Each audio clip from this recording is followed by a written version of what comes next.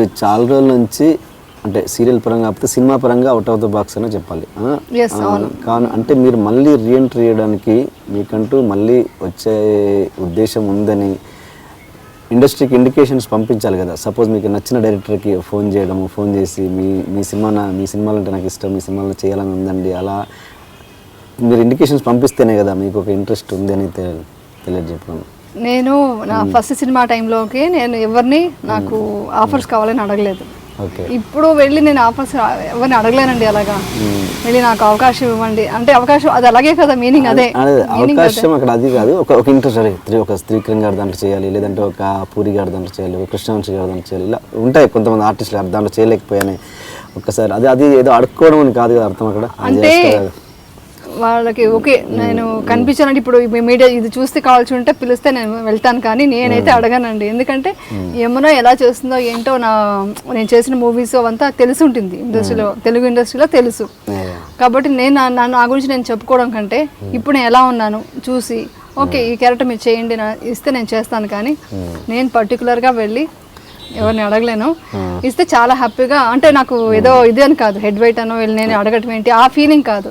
I can't go and అడగలేను అసలు. అందుకని నాకు వచ్చిన ఆఫర్స్ నేను చేసుకుంటూ వచ్చాను ఎప్పుడు ఇండస్ట్రీలో. సో డెఫినెట్గా గుర్తించి అడిగితే నేను చేయగల నమ్మకం ఉంటే ఐ విల్ డూ ఇట్.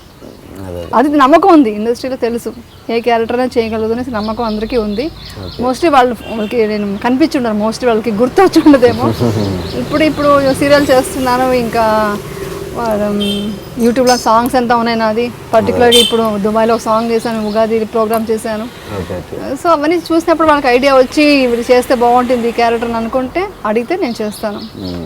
పర్టికులర్గా వెళ్ళి నేను ఫోన్ చేసి అడగలేను. అంటే మీ న్యూ లుక్ తెలియాలి కదా. అంటే ఓకే ఎంతసేపు మీరు మేకప్ వేసుకొని శారీస్ కట్టుకొని నగలు దిగించుకొని అవే సీరియల్ చేయడం వల్ల ఓకే అదొక మీ న్యూ లుక్ ఎలా ఉంటుందో తెలియదు జనాలకి కానీ ఇండస్ట్రీ వాళ్ళకి కానీ. అది కొన్ని ఫోటో సెషన్ కావచ్చు, లేకపోతే ఇంకేదో రకరకాల అంటే ఎలా ఉన్నారు ఇప్పుడు అన్నది జనాలకు రీచ్ అవ్వడం అనేది ఇంపార్టెంట్ కదా. ఇంపార్టెంట్ అంటారా?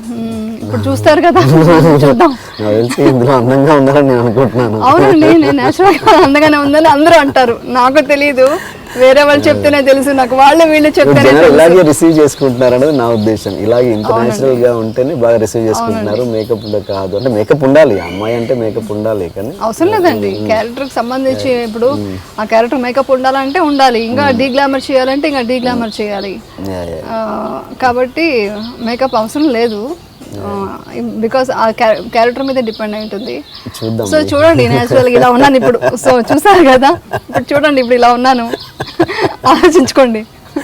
అంతే చెప్పేశాను కెమెరా కూడా, ఇలా ఇండైరెక్ట్ గా అడిగేశానండి. ఓకేనా, మీ ఇంటర్వ్యూ ద్వారా అడిగేశాను. సో వస్తే ఐఎమ్ హ్యాపీ, చేస్తాను, రావాలని కోరుకుందాం. థ్యాంక్ యూ అండి. ఇండస్ట్రీలో ఫైర్ యాక్సిడెంట్ తప్పించుకున్నాను, ట్రైన్ యాక్సిడెంట్ తప్పించుకున్నాను. మూవీస్ అప్పుడు పుట్టింటి పట్టు చీర ఫైర్ యాక్సిడెంట్ ఏంటంటే ఫుల్ చుట్టూ ఇది వేసేసారు ఫైర్. ఆ మూవీలో మధ్యలో చాప మీద నేను ఉంటాను, అది అంటే వెలిగించేసాను చంపడానికి. మా అత్తగారు ట్రై చేసినట్టు సీన్ అనమాట. ఫుల్ డోర్ లాక్ చేసేసారు, పైన కెమెరా టాప్ యాంగిల్లో ఉంది కెమెరా. నేను అరుస్తున్నాను, మొత్తం హెయిర్ అంతా కూడా కాలుతుంది లైట్గా. అరుస్తున్నాను ఎవరికి తెలియట్లేదు, యాక్టింగ్ అనుకుంటున్నారు.